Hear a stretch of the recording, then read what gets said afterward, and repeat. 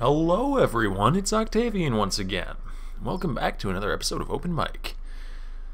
I'm here bringing you a high-level solo queue game from North America.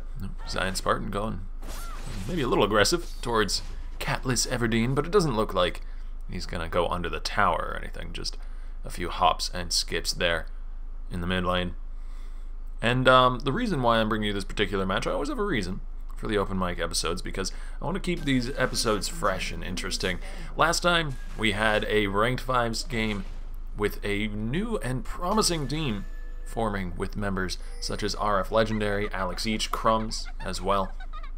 But this time it is just a solo queue game, not a ranked 5s game, but we have some very big names taking on to the Rift here and some very interesting picks as well. You may have noticed if you looked through Red Team's comp, there's not a proper AD carry there. They don't have a ranged physical damage dealing champion. They in fact only have, they do have consistent ranged damage in the form of a late game Karthus, who's going to be able to lay down those explosive blue skittles and do a lot of consistent damage during a team fight there, but there's no ranged physical consistent damage dealer, the likes of which you would normally see taking up the bottom lane. And I had trouble moving around where these champions were gonna go. It looks like that's gonna be a Karthus bottom and a Riven top. Alright, so that is Azingy and Aframu going to the bottom lane. The Karthus teleport bottom lane strategy. This will be interesting to watch, guys. As I said, Karthus does kind of fill out the role of a late game damage dealer. Of course, not physical late game damage dealer. I think if you tried to play AD carry Karthus, you would become very sad very quickly. His auto attacks are probably some of the worst in the game, but on the other side of the bottom lane there's some interesting picks as well, or an interesting pick at least. Gleeb Glarbu repping the Nautilus support and repping that new Nautilus skin. That one looks very epic in very many different ways. Some trades up in the top lane between Zion Spartan and Matlife as Golden Glue continues to lay the harass here onto Catless Everdeen. Not a surprising thing. Morgana is a very difficult matchup in the early levels for Katarina. Later on, not quite as difficult because there's no instant CC from a Morgana that would stop a Death Lotus. Technically, the Dark Binding is sort of an instant CC. When it hits, you're instantly bind up.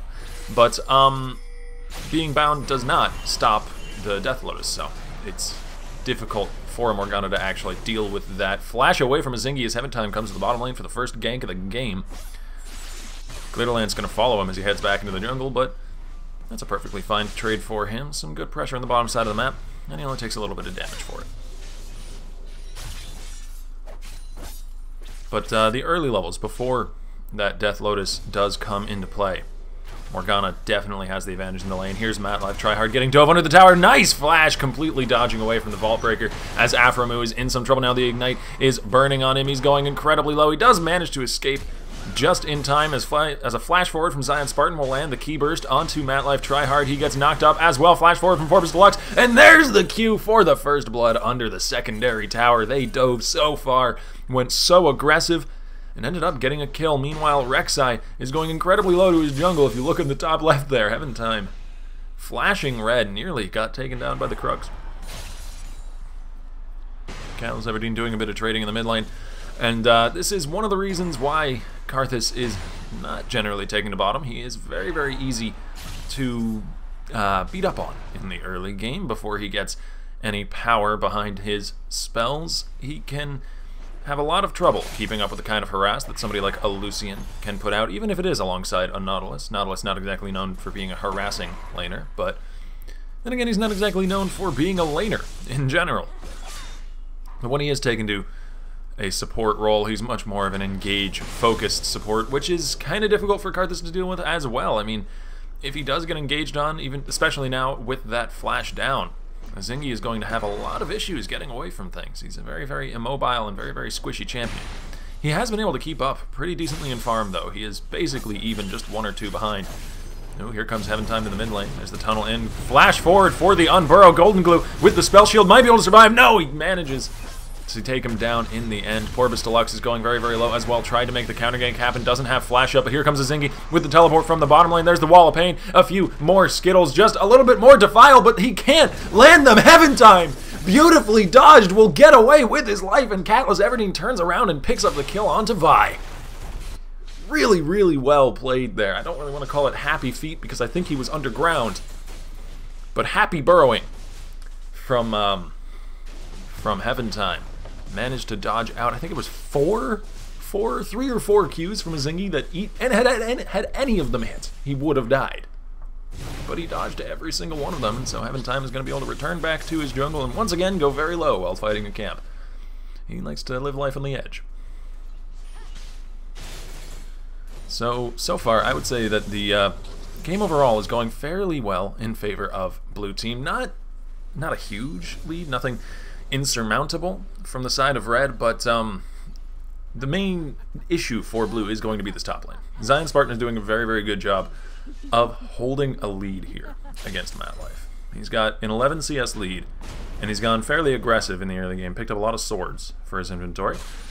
And Tryhard is doing his best to match that with a defensive build, but it doesn't really look like he's able to handle that damage, especially considering that Zion just hit level 6 before he's had the chance to do so. And actually, it looks like we have a roam from mid. The AP Morgana coming to the top lane as well, but gets spotted out by Heaven Time in the bush. Golden Glue maybe looking for the tower dive here. No, Zion Spartan with the ult already running, was trying to make a dive happen on to the Aurelia, and here is the spell immune Golden Glue coming in for the Morgana ult. But the Wind Slash is only going to bring MatLife Tryhard down to half health before he simply walks away. Porpoise Deluxe charging up a Q, chasing after Everdeen, who does ward hop to safety.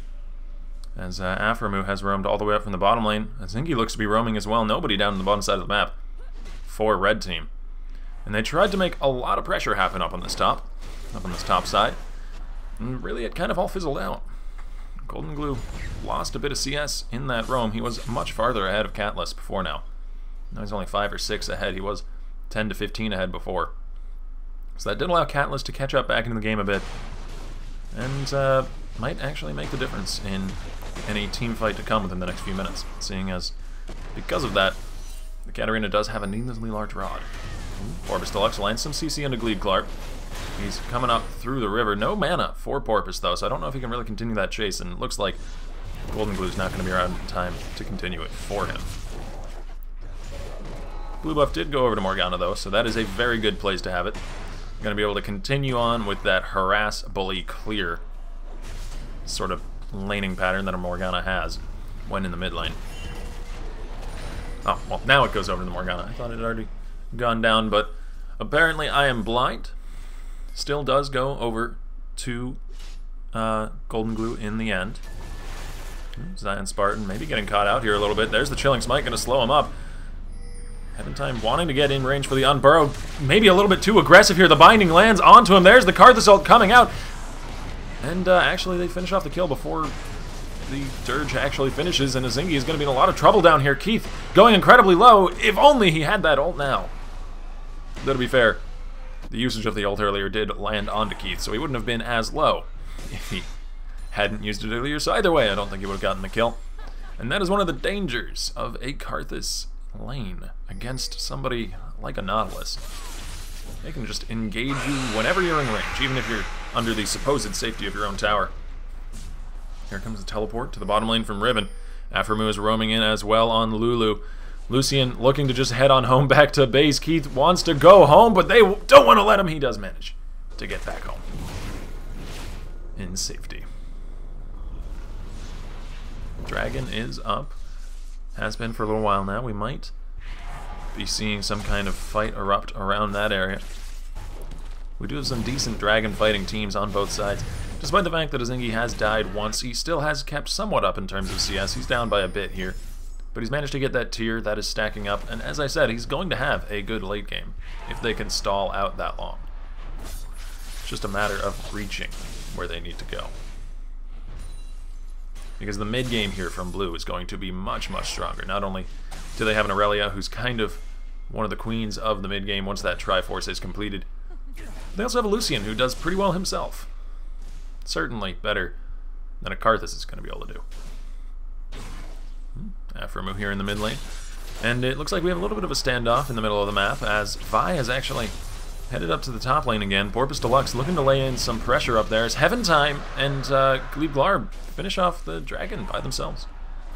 There was no vision from the other side, so that just goes down without any sort of contest. And here comes Porpoise Deluxe, the flash in, the ult to follow up under the tower. They really want to lay in the pressure onto MatLife Tryhard, and they do manage to, but Porpoise goes down for his efforts. Perhaps a little bit too aggressive. They do get the kill for Riven, but I don't know if that was worth it. Liquid Keith going aggressive takes away half of Afremu's health. And Zion probably going to be able to get the tower on this push, which will be helpful. It'll at least even out the towers between the two teams. But again, I mean, I'm not sure if that was worth it, diving that far onto the Aurelia. Heaven Time hanging around near top. Maybe going to wait for Aurelia to show up before going for a gank. No, the Prey Seeker over the wall gives away that he's there. Looks like he's just going to be clearing away some of his jungle. And sticking around in the top lane in case they want to apply even more pressure. Here comes Nautilus, though. Gleeb is making his way up the river. And we might actually see a gank up there. He's getting dangerously close to Zion Spartan. There's an Aurelia in the wings as well as a Rek'Sai. There's the depth charge. There's everything. Gleeb making the gank happen, and Rek'Sai picks up another kill. It's starting to look pretty good for blue team. Even though overall they still only have a 200 gold lead. Catelyn Everdeen gonna get locked up by the chains unless she flashes away. Just like that. And Golden Glue trades ult for a flash. Pretty much a worthy trade, I would say. And I would say that maybe they could go for the dragon play there off of that trade. That's actually a pretty decent trade. Katarina not having the flash up does make a lot of difference in a sort of mid-game dragon fight here. But the dragon is down because of that earlier take, just because of the vision control that blue team has had in that area. Liquid Keith just using the culling for a bit of harass. And now they're looking for some pressure, perhaps, in the mid lane. Maybe roaming around trying to get a pick here. Rek'Sai is going to be coming screaming out of the base just to go farm a little bit more. As Porpoise Deluxe shows up here, and we have a bit of an impromptu ARAM in the mid lane.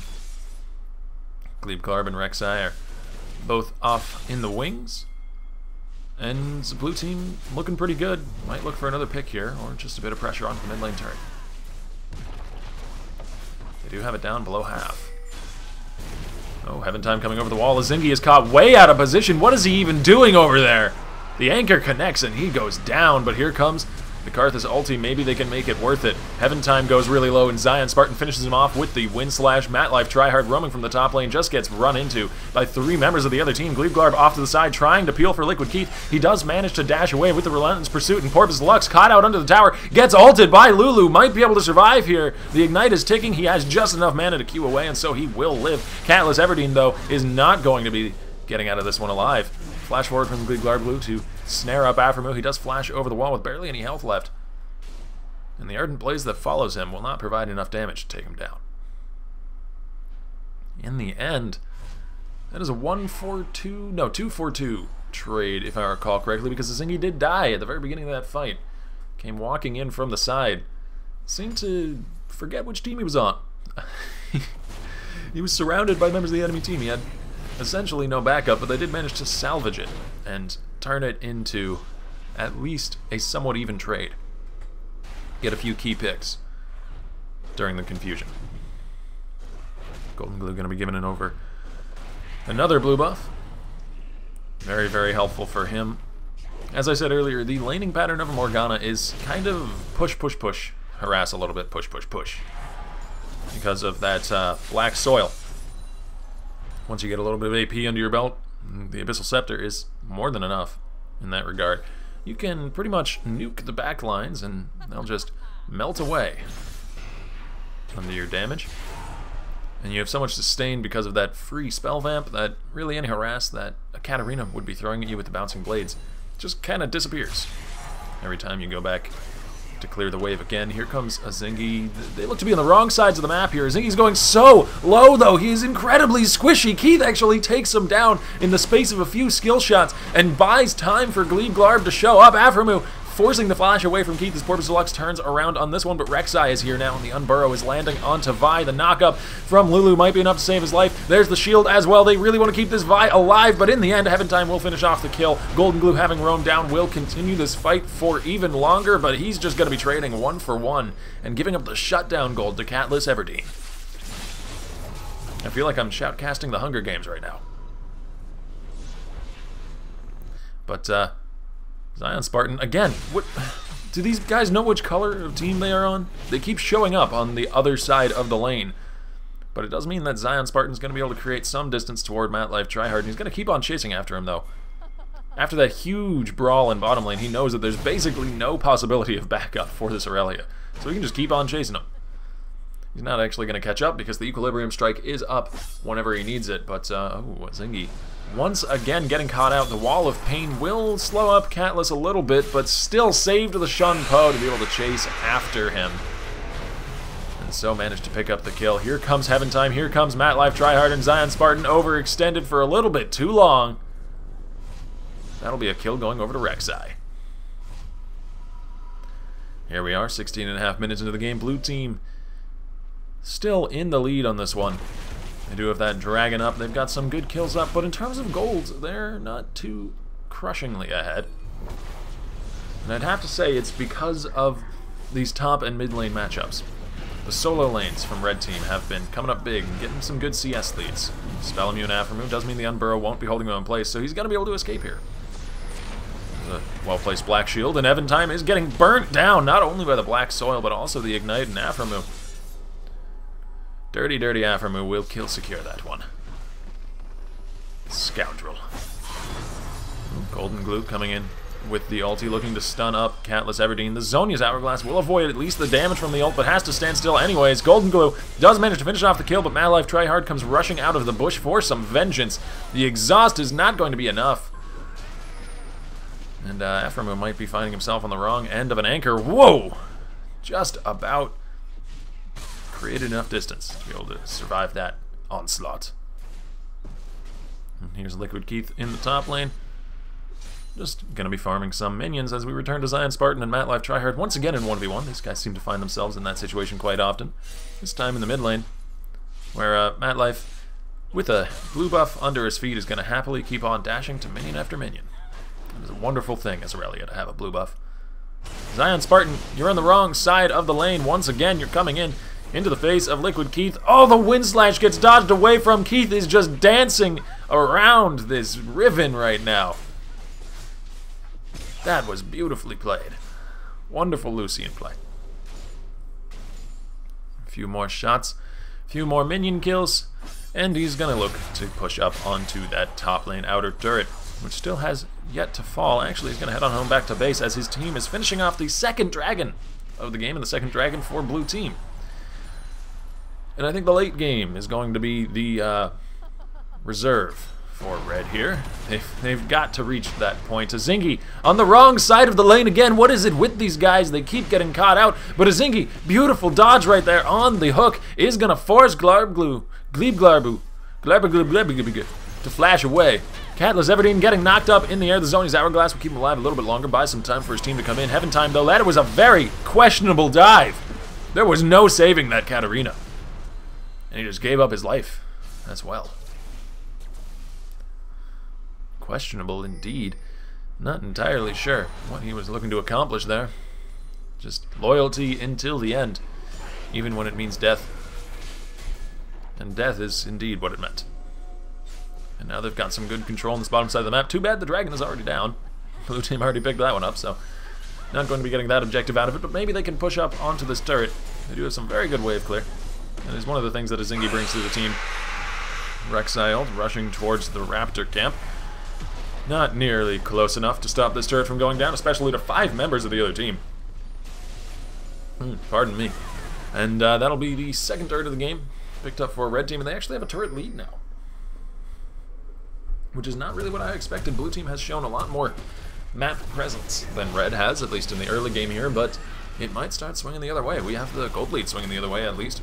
And as I said, that's mainly due to the solo laners from the side of blue. Golden Glue doing a great job on that mid lane. Morgana, 6-3-1, has a CS lead. And the top lane Riven is not to be discounted either. That's a fairly substantial lead in and of its own right. Golden Glue going to be given another blue buff. And, well, no reason not to. It's been working out pretty well up until now.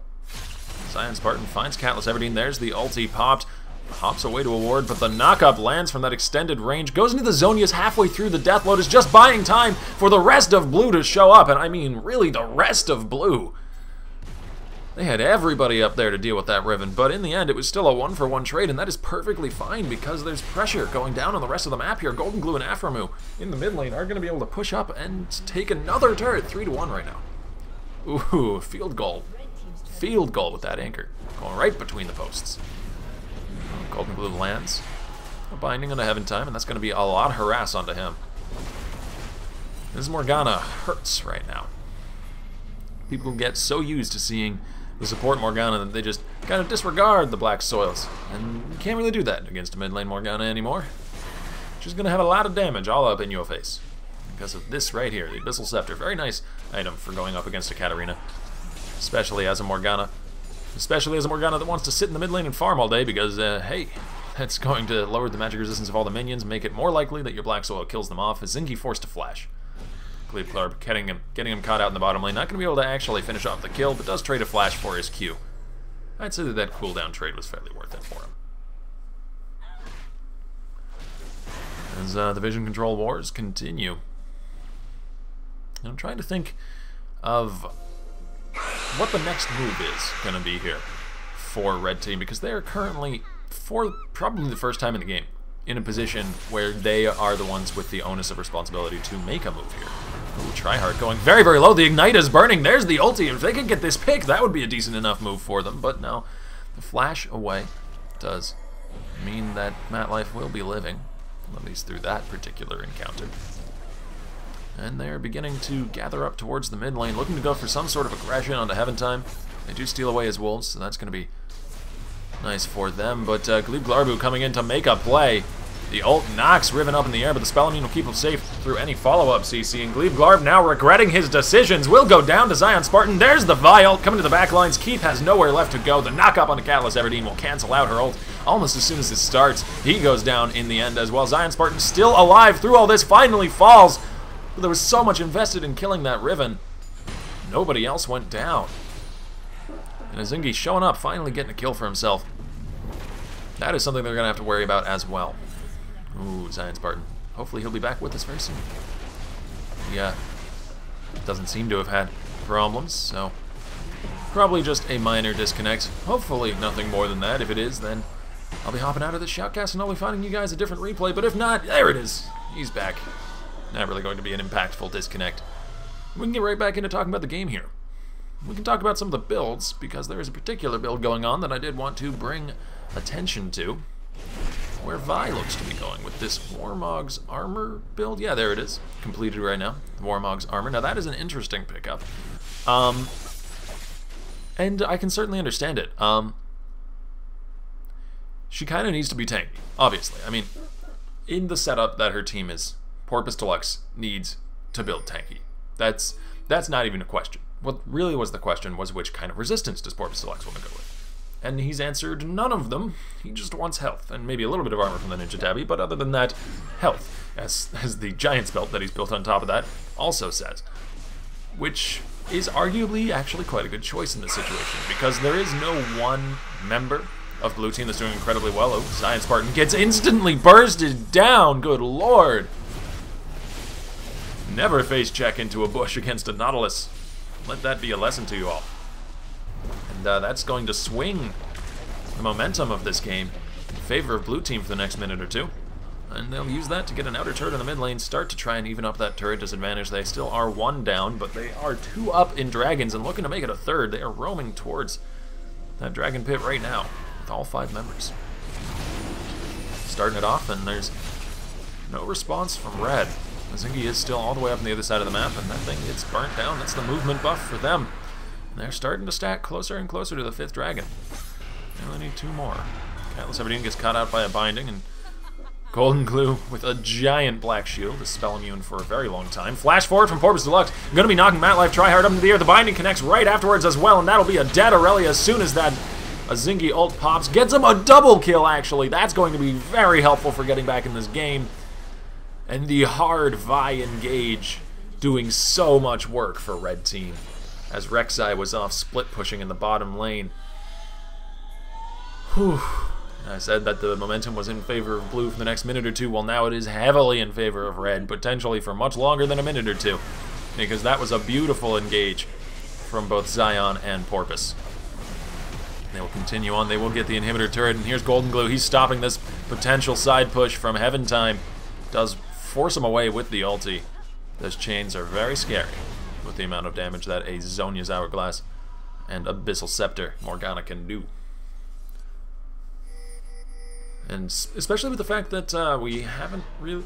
Just now we're seeing Rek'Sai build into some resistances. Before that, he went the same route as Porpoise did, actually, with just a bunch of health stacking. But Heaven Time forced to run away here as the rest of his team does show up to help. And Porpoise Deluxe doesn't have any mana. He doesn't have any cooldowns. Catalyst, everything gets bursted away, though, as Azingy is on a rampage. Where did his health go?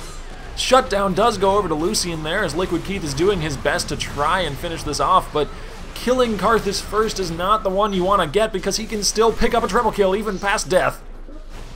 Whew. And that is once again another team fight beautifully won by red team. And they are starting to come into their own as we head towards the mid game. Karthus just needed to finish a few items there. He's got that Rod of Ages. It is stacking up. Right now it is at 6 stacks, I believe. Yep, that's 6 stacks right there, since it is plus 2 ability power per stack, and he's got 12 ability power added. And the Seraph's Embrace is fully stacked as well. So he's got his stacks upon stacks, and only needs his Magi's to finish off that particular themed build, if he's going for the stacking build, but I doubt he's going to pick one of those up. Especially on Karthus, whose job it is to kind of die in a strategic location, and then do a lot of damage after death, when the enemy team has no way of dealing with you. Keith will be picking up a red buff, so they at least still can take a few minor objectives here or there on their own side of the map, but blue team is starting to fall behind pretty hard. They had a decently commanding early game, but nothing commanding enough. They weren't able to lay down the pressure that they really needed to get out in the early game, because that was the weakness of red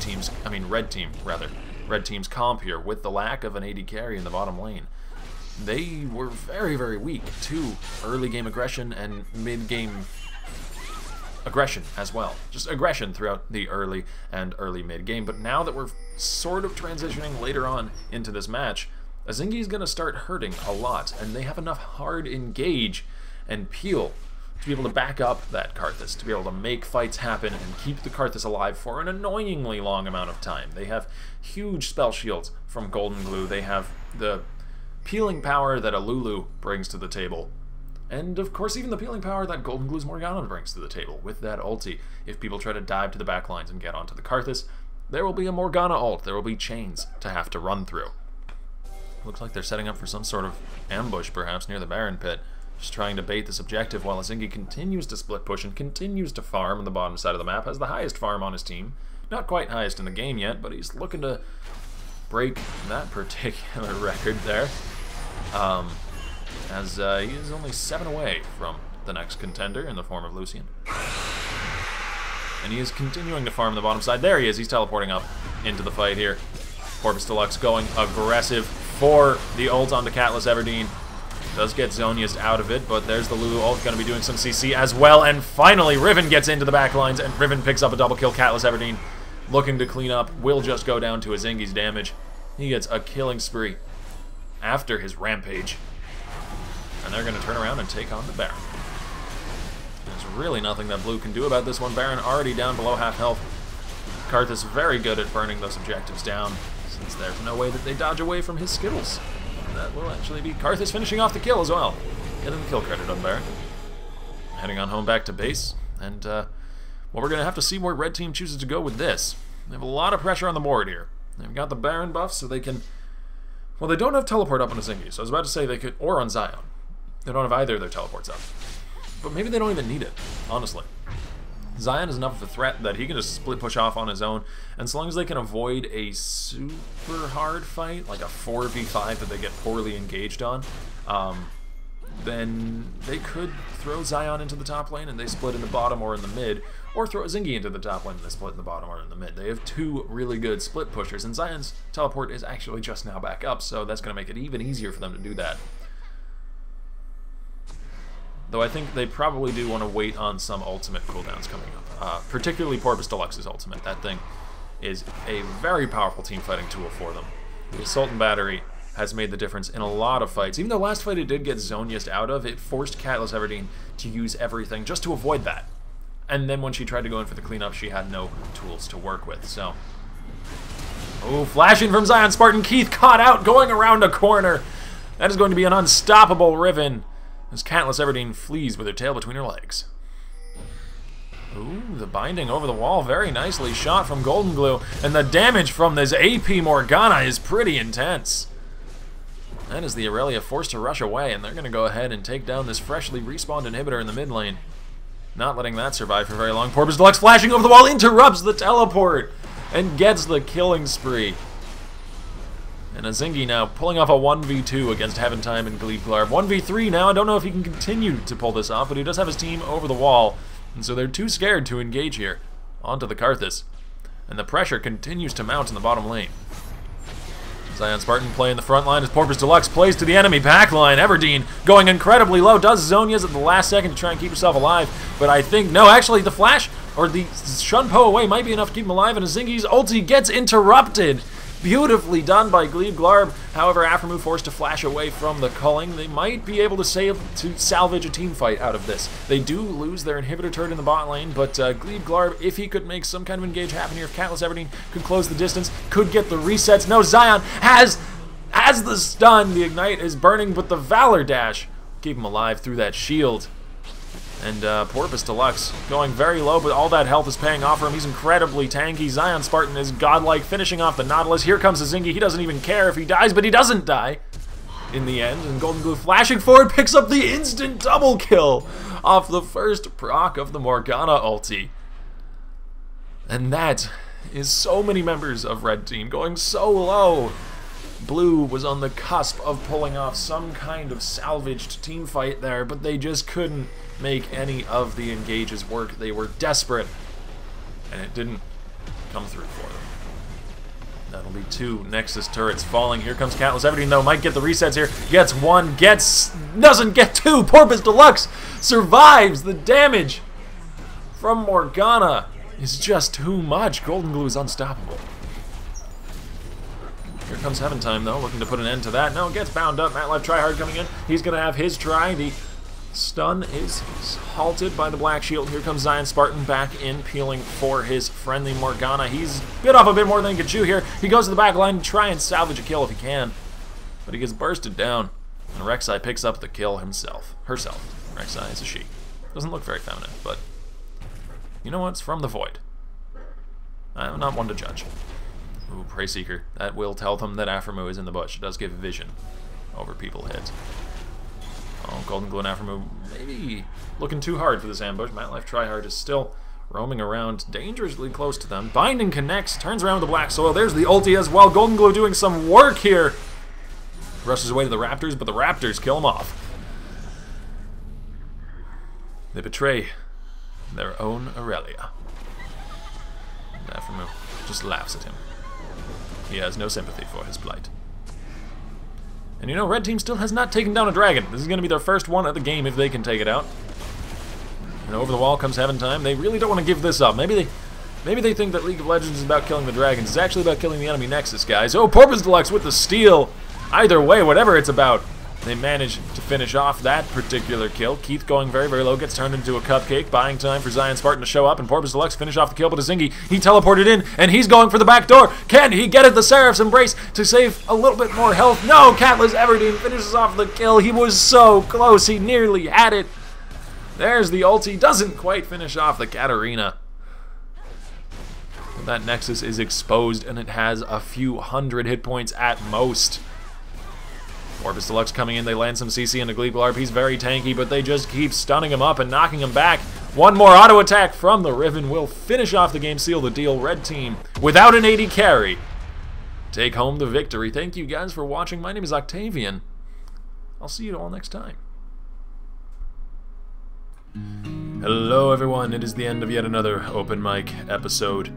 But it doesn't have to be the end of you listening to me talk about video games. No, it does not. Not only are there other open mic episodes in which I talk about video games and some other great shoutcasters talk about video games, but you can also go and find me on my channel, which there will be a link to in the description or perhaps on your screen right now. If you do enjoy my shoutcasting, and if you did enjoy what you just watched, I highly suggest that you go and look at it. There are a lot more videos over there.